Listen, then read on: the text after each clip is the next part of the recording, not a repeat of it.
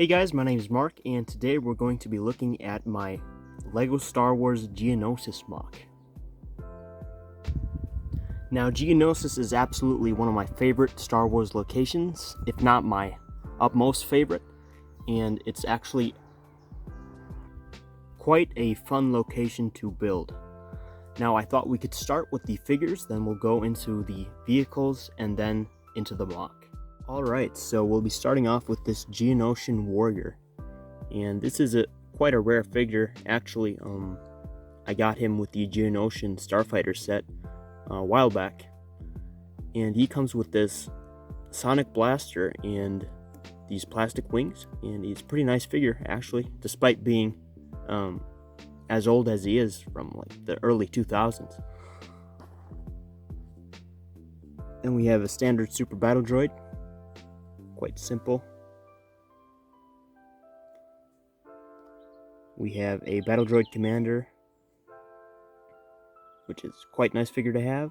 Got him in the ATAT from the 2010s, I believe. And a B1 battle droid. Getting on to the favorite part here, the clones. We have this clone with, he's about to throw a thermal detonator, and he has a Brick Arms DC-15 rifle. Quite a cool figure. He's just a standard clone, but all standard clones are cool in my opinion. Here we have a clone lieutenant. He's also quite cool. I imagine this be like the first battle for Rex and Cody, and this is where they meet, so I thought I could include these two figures. Moving on to the clone captain with the dark red markings. Quite a cool figure as well. I got him with the 2013 gunship, which is a nice set. Definitely a cool figure. And to this clone commander figure with the yellow markings. Really cool figure. Just standard clone face, you know. But this DC-15 is actually from, or clone blaster is from Big Kid Bricks. So it's quite a cool blaster. Alright, so let's take a closer look at these vehicles. Now, I figured we could start with the AAT. Now, this is quite an epic build in my estimation. This design is by Gooby Builds. I'll link his Instagram in the description. It's quite a cool tank. I mean, it is minifigure scale, and it has a movable cannon. This cockpit section opens up quite easily, so you can store your droid inside there. If you move towards the back, you have this hatch, which opens up as so, where you can store stuff. Unfortunately, it can't balance like on its own, so it has to have these translucent support pieces, but they're not really that visible, and it works out nicely. Moving on to the Republic faction, we have this ATAT designed by the one and only Inthert.lego. I can link his Instagram account in the description as well. It's quite a cool, actually complex little ATAT build here, which is a really nice build. We also have this TX-130 Republic fighter tank. Now, this is one of my favorite Star Wars vehicles. It's really mobile tank, and as you can see, it has these features right here with the blasters, so to speak. It has the center cannon, which I've modified a bit, and this tip right here, which I've also modded. You can find this model on Brick Vault, which is a great site for good LEGO Star Wars models. So yeah, it's really a nice build, and I thought I'd use it in this Geonosis mock. Alright, so let's dive into this mock. So we can start off with the forward command center, this outpost that I made. And if I just take this thing off ever so gently, we can see how it's built. So essentially, I'm using a flex tube here to make this half circle shape, and I'm using these clips with bars to connect these sort of barriers that protect the clones in here. So let's take a look at the barrier. So it's quite a simple design. It's made with these minifigure ski elements and some grills and some sandwich tiles. So there you go. That's how you build that. You use a bar to connect it to the ground, and the bar connects to these posts right here, which then secure the entire shell right here. Taking a look at some of the other details I included, we have this sort of barbed wire thing I made here. It's sort of rolled up barbed wire held together by these chain links, which adds some detail. I also have these barriers here with some wider chain links, and I think it looks alright. I needed something to break up the monotony of the dark orange, so I think that worked out nicely. Another cool detail I decided to add was this sort of weapons rack, which we have right here. With these thermal detonators, you can mount your DC-15C blaster rifles here. And I also make good use of these ski parts, minifig ski parts. So I think that turned out quite nice as well.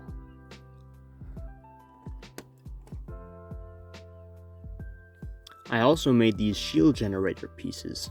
So I made these using this half dome piece and a motorcycle bike piece, just taking off that tire to reveal the rim, placing it down like that, using some antenna pieces to mount them to the ground, and I think those worked out nicely as well.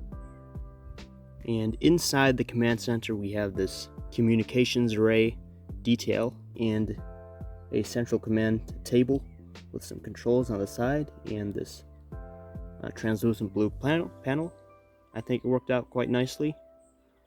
We also have these crate pieces, or sort of energy crate, some lights.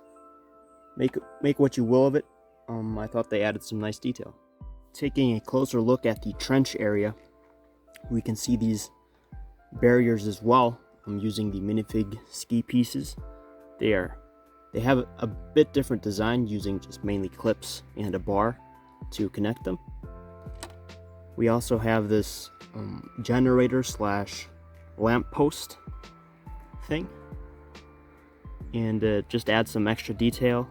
I like this neon translucent color, so I really wanted to use that in the build as well.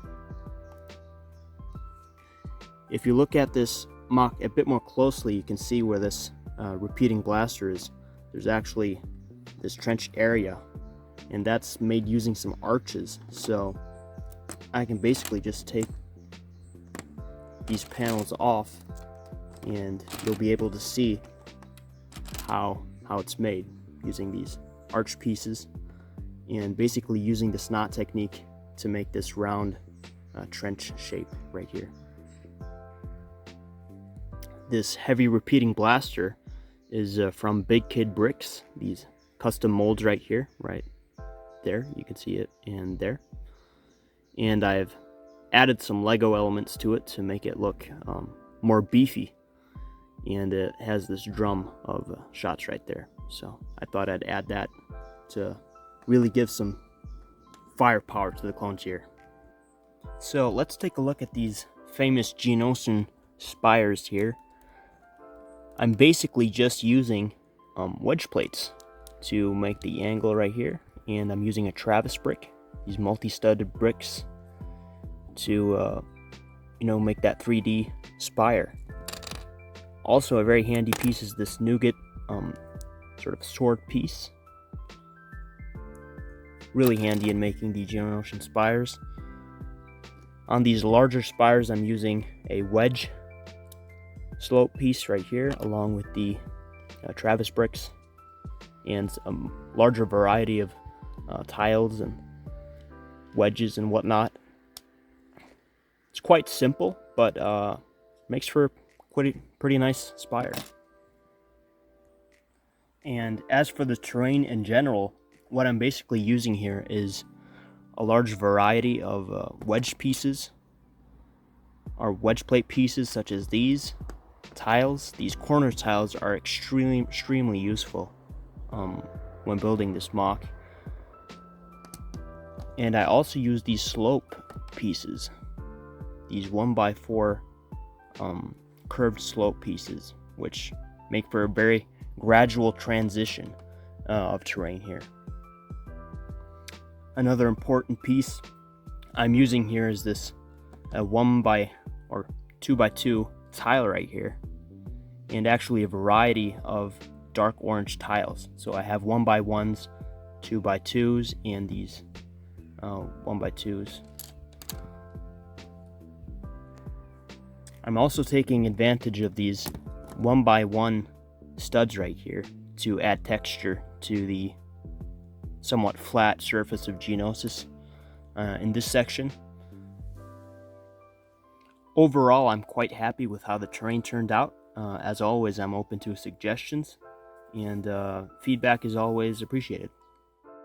Alright guys, that's going to be it for this time. I hope you enjoyed the video. If you did, I would very much appreciate it if you subscribed to my channel and dropped a like.